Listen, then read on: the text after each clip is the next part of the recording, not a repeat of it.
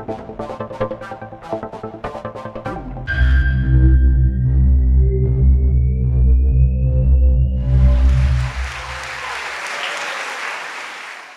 my idea worth sharing starts with a couple of questions.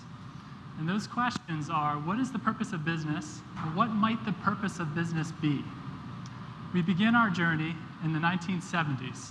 I was born into a business family. It happened. There was nothing I could do about it. And as I looked around and looked up as a small boy to see what business looked like, I remember seeing faces.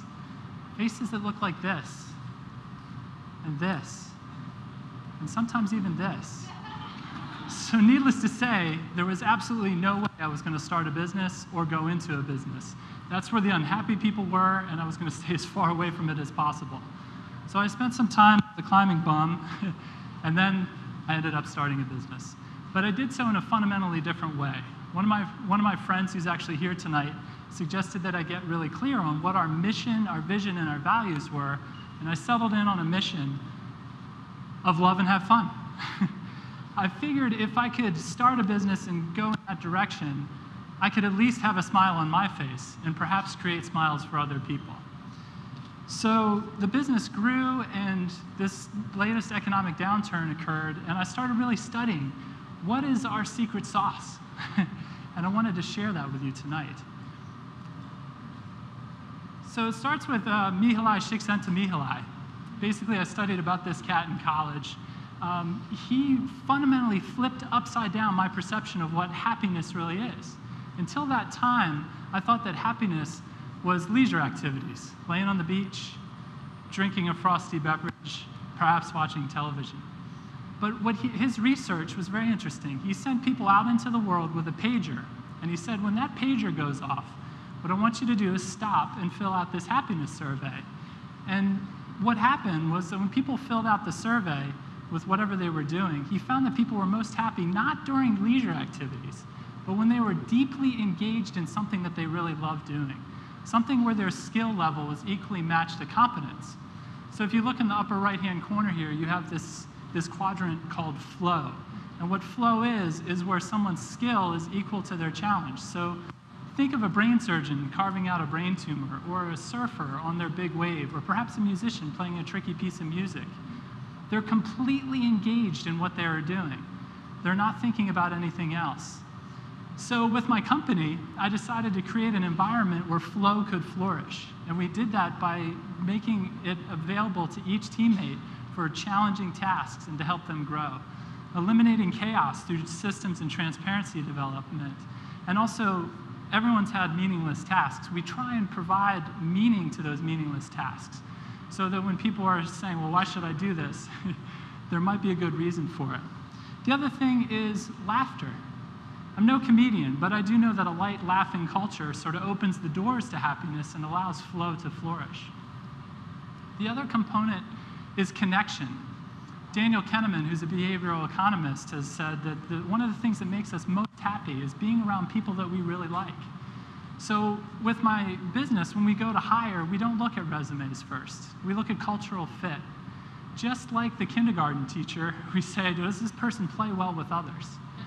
And from that, then move to resume and figure out if the folks will work well together. This brings me to innerpreneurship. I wanted to create a business where innerpreneurship could flourish. Does anybody know what an innerpreneur is? Show of hands. Anyone heard of the word before? Perfect. There's only like 3 people here. That's why we're at TED, right? Well, let's start with entrepreneur. An entrepreneur is one who takes a risk to start a business, to solve a problem, create value, and create a profit. Most businesses are started with this. An innerpreneur is an entrepreneur, but they start their business for a fundamentally different way. They start their business to learn about themselves, to constantly learn and evolve. They also look to make a difference and to reach their full potential. So when an innerpreneur starts their business is more for growth, or a practice environment in which to carry out that personal growth. So every single phone call, challenge, failure, success is an opportunity to grow personally and to share what one learns with other people. Innerpreneurs also tend to have a daily practice, which grounds them in the now. It could be meditation, yoga, reciting scriptures, prayer, running, going in the forest, but daily, they take time away from their business to reflect on what they've learned and to generate a sense of inner peace that they can then bring to the business. How many people have experienced stress in their work environment? Show of hands. Okay, almost all the hands. Any of you who haven't had stress? Great for you. But an Innerpreneur, with their daily practice, it puts that stress in context. Typically, when we're experiencing stress, it's because we're reacting to what's happening outside of ourselves, not being connected to what's happening inside. And daily practice puts us in a position where we can be in connection with what's inside. So some folks that are working from the inside out. I'm not a quack that's come up with this. There are other people out there doing it. This is Bill George. He was CEO of Medtronic, which is a medical devices firm which experienced 35% growth per year. He's currently on the board of Goldman Sachs, and he's a Harvard Business School professor. And he's had a meditation practice for 35 years. And he said of meditation, it's the single greatest thing that I've done for my leadership development, and he hasn't had high blood pressure since the 70s. This is RHONDA BYRNE. Her intention statement for her business is joy to billions. Pretty big intention. And she used her inner work to radically expand her business. This is MENG. His official title is Jolly Good Fellow. And I want that on my business card. I don't know about you. And he's head of personal development at a company you might have heard of, Google. They run a mindfulness training program called Search Inside Yourself, which is available to all Google employees for free. Firms such as Google, organizations such as NASA and Apple all have free meditation classes for their employees. And what comes out of this is increased productivity, increased creativity, lower stress, and people are just happier in the workplace. No wonder Google is one of the top places in the world to work. This one, in my research, I discovered is really interesting. The United States Army has a mindfulness training program which is shown to reduce stress during deployment and also a radical reduction in post-deployment violence when these troops come home. Now, they don't call it something soft like mindfulness or meditation. They've branded it mental armor, so that believe it's a true story. So we decided to measure success in our business a little bit different. This is one of the best definitions that I've come across by Earl Nightingale, and it's the progressive realization of a worthy ideal. It's a big word, so let's break that down. Progressive, constantly learning, evolving, growing. Realization, coming into new states of awareness, new states of wisdom, new states of knowledge. Worthy, has to be equal to trade 40 hours plus a week for.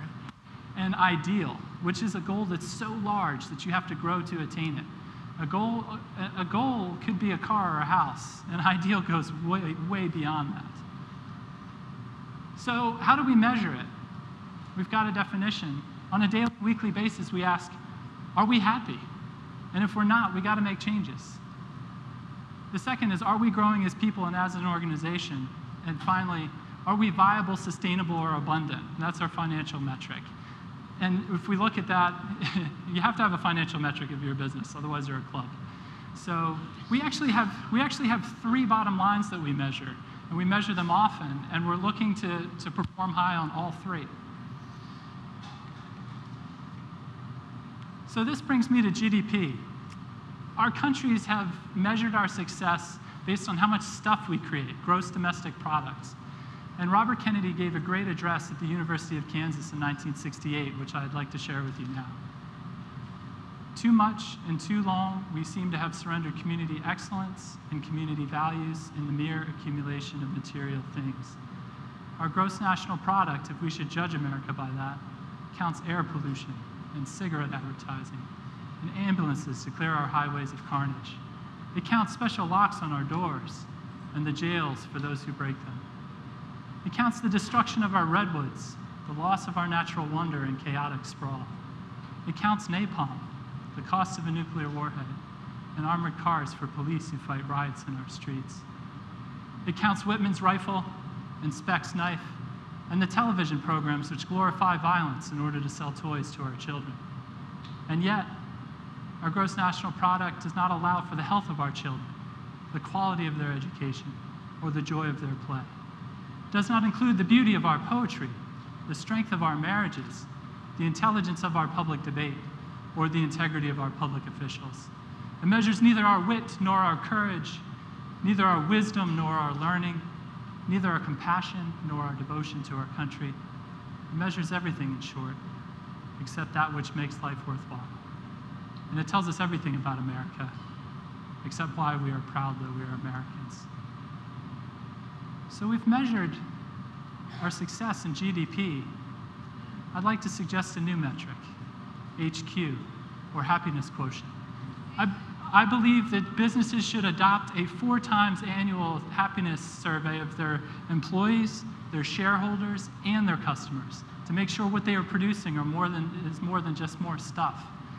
Recently, I researched, and over 40 countries around the world right now are actively working on developing an HQ scale for their people, with Bhutan being an early adopter with their Gross National Happiness Initiative.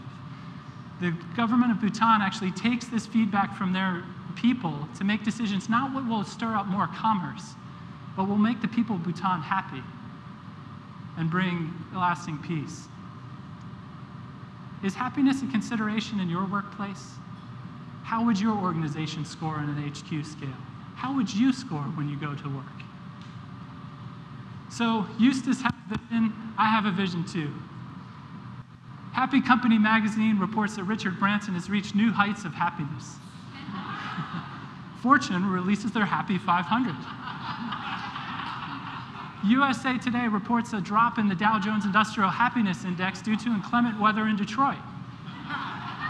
And finally, Innerpreneur magazine hits the shelves. So we're all smiling, we're laughing a little bit, but is this so far-fetched?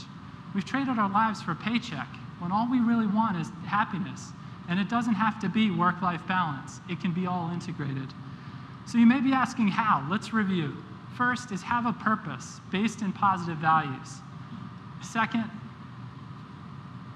have a practice, a grounding practice, something that cultivates inner peace, something that puts context to your external world. Find flow, look for challenges and growth opportunities, and apply yourself to your work.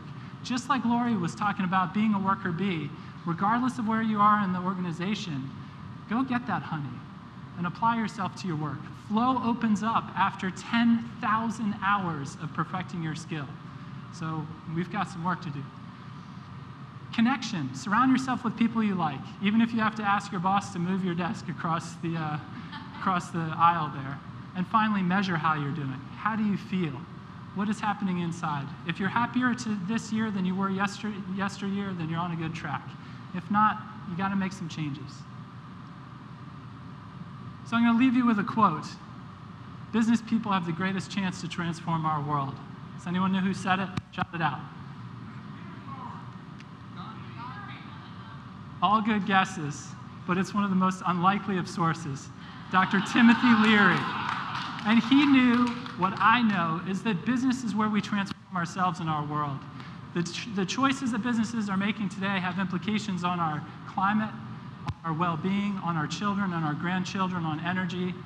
And if we show up with a smiling face and look to make business a better place, the decisions that they make will slowly change. And that goes for everybody. You may be a CEO of your organization, and you can make radical changes on Monday. If you're not a CEO, we're all CEOs of our own lives, and we can bring what we need to bring smiling faces to the business world, rather than the unhappy faces that we saw earlier. So, be happy. Squish. Thank you.